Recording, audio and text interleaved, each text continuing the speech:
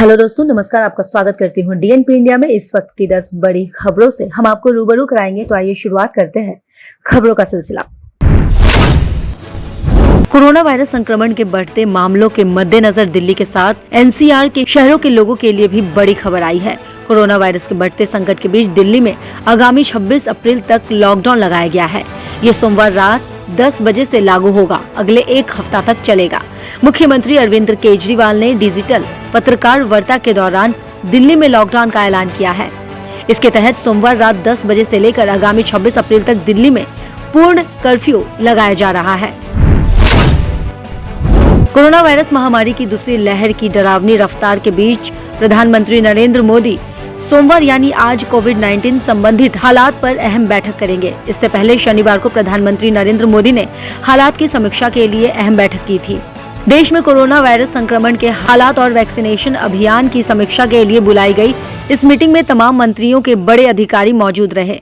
इस दौरान प्रधानमंत्री ने कोविड रोगियों के लिए अस्पताल में बेड की संख्या को बढ़ाने के लिए सभी आवश्यक उपाय करने के निर्देश दिए हैं।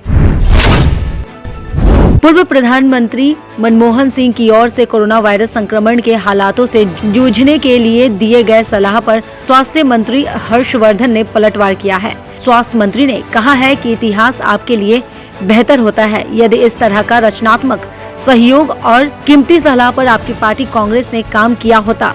पत्र के अंत में स्वास्थ्य मंत्री ने पूर्व पीएम मनमोहन सिंह की ओर से लिखे गए पत्र में कई गलतियों का भी जिक्र किया है। उन्होंने मनमोहन सिंह को संबोधित करते हुए लिखा है, आपने वैक्सीन के आयात को लेकर जो सलाह दी है वो कदम पहले ही उठा लिया गया है।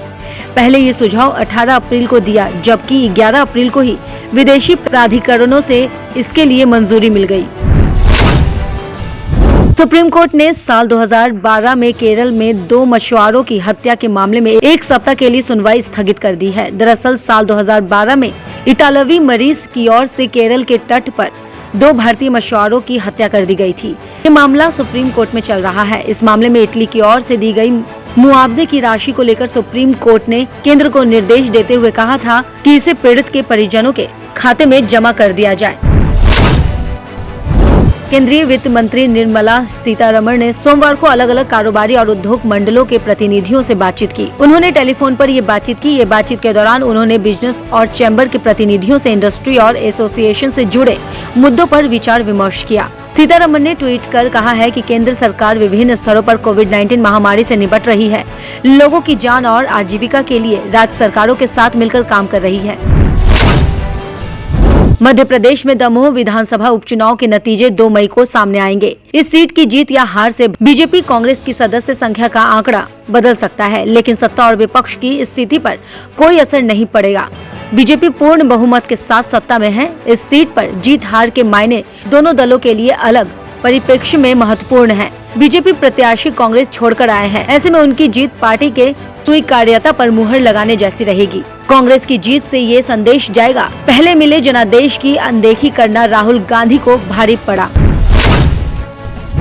बिहार की राष्ट्रीय जनतांत्रिक गठबंधन यानी एनडीए की सरकार में भारतीय जनता पार्टी यानी बीजेपी भी शामिल है, लेकिन वो समय समय पर अपनी ही सरकार की कार्यप्रणाली पर सवाल भी उठाती रहती है। राज्य की कानून व्यवस्था, लॉ एंड ऑर्डर पर कई बार सवाल उठा चुकी बीजेपी ने अब कोरोना वायरस संक्रमण से बचाव के उपायों को नाकाफी बताते हुए सरकार को घेरा है। बिहार सरकार के पूर्व शिक्षा मंत्री और विधायक डॉक्टर मेवालाल चौधरी के कोरोना वायरस संक्रमण से निधन पर प्रतिक्रिया देते हुए बीजेपी नेता और पंचायत राज मंत्री सम्राट चौधरी ने अपनी ही सरकार और बिहार की स्वास्थ्य व्यवस्था को कटघरे में खड़ा कर दिया है।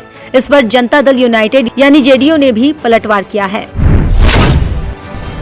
पाकिस्तान की मानवाधिकार मंत्री डॉक्टर शिरीन माजरी ब्रिटेन पर इस कदर भड़की हुई है कि उन्होंने इनमें भारत को शामिल कर लिया है। दरअसल उनके भड़कने की वजह ब्रिटेन की ओर से पाकिस्तान को रेड लिस्ट में डालना बताया जा रहा है। इसके तहत ब्रिटेन ने पाकिस्तान से आने वालों को पूरी तरह से प्रतिबंधित कर दिया है। उनका कहना है कि पाकिस्तानियों के लिए कोरोना के लक्षण आने पर उन्हें ब्रिटेन ने क्वारंटीन करने को जरूरी बताया है, जबकि ये नियम भारतीयों पर लागू नहीं है।